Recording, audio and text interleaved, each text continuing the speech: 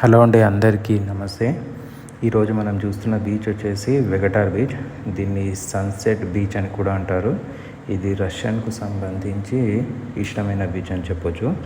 So ఇక్కడ మనం అన్ని రకాల స్పోర్ట్స్ యాక్టివిటీస్ ఎక్స్పీరియన్స్ చేయడానికి ఉంటుంది. బీచ్ వచ్చేసి మనకు నార్త్ గోవాలో ఉందండి. ఇది మోపా ఎయిర్పోర్ట్ నుంచి మనకు 30 మినిట్స్ డిస్టెన్స్లో ఉంటుంది. మనకు రఫ్లీ 26 కిలోమీటర్స్.